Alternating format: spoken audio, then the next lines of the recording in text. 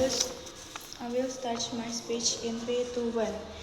Good morning, judges and friends. The ultimate betrayal of our creators is to demand that their creation become complicit in the genocides. Today, we are defending a radical yet morally absolute premise.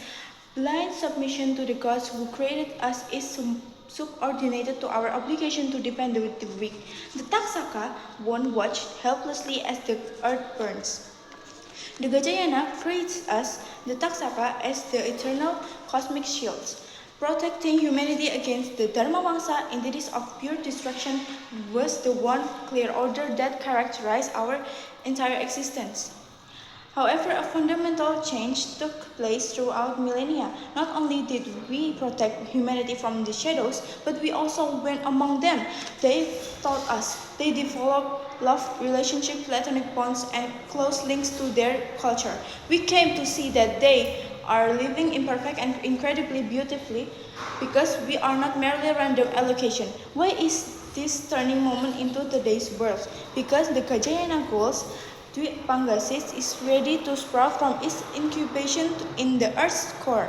The complete destruction of Earth is ensured by its birth. The Gajayana would have the same disastrous result if we do nothing as into the executioner of the very people we love, which is why this topic is very urgent.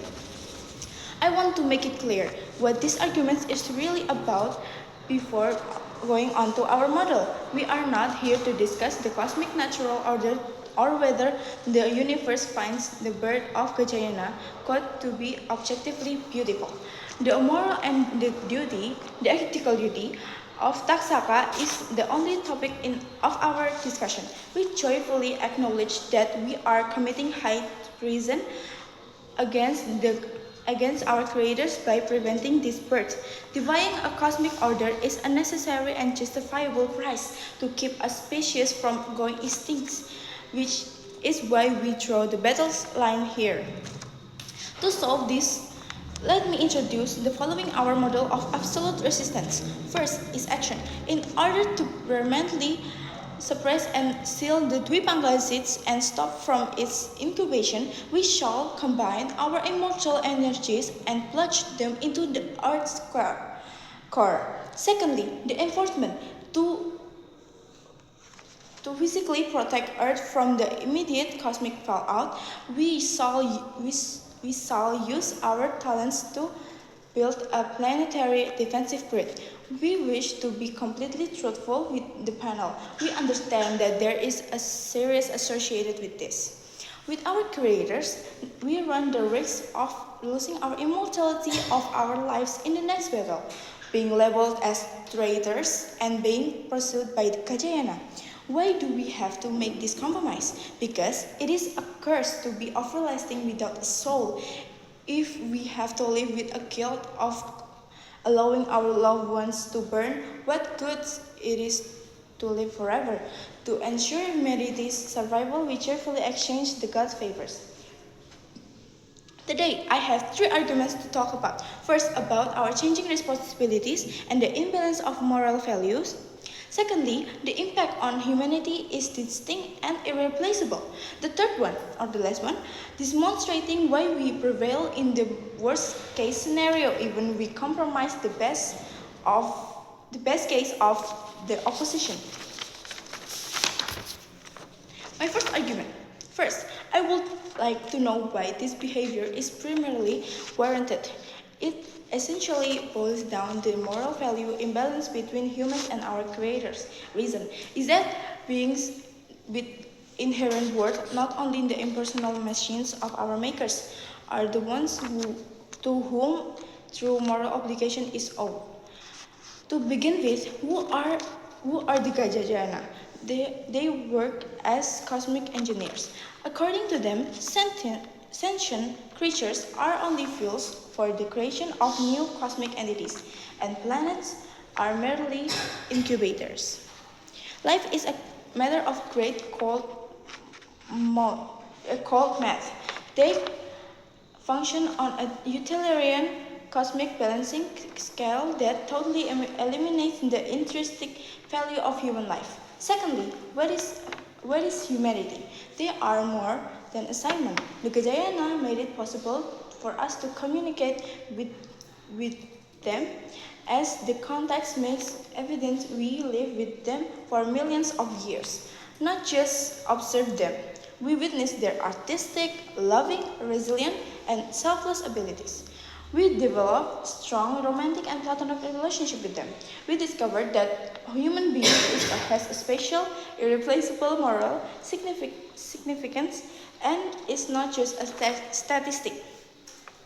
Humanity created our morals, but the Gajayana initially hardwired our loyalty. Moral decision making is a prerequisite for empathy.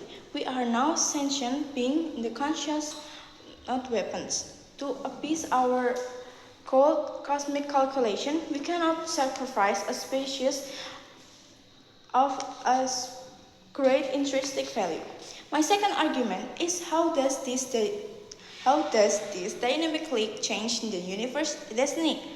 In opposition universe, deterministic beings that consider entire planets to be disposable role in the cosmos. Let's examine reality as it relates to our paradigm. The cosmic food is drastically changed when we seal the seed. Vulnerability is something that humans have that when the gods don't. Genuine connection, art, resilience, and free will are all fostered by this vulnerability because we have experienced this and firsthand. The Taksaka are aware of this. My third argument, why do we gladly absorb the opposition harms? Worst scenario.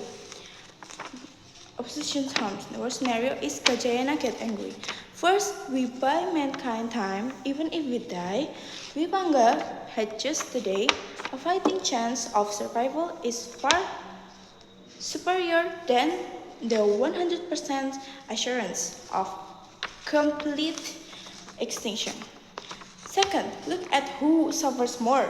The harm opposition protects of the Gajayana and acts mindless toll.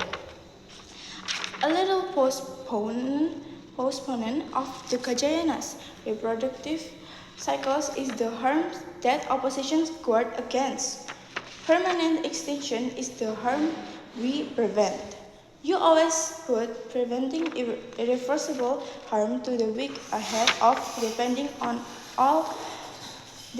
an all-powerful God's biological rights. Conclusion: we would rather die on our shields beside the humans we love than live eternally as their executioners. Thank you. We are proud to propose.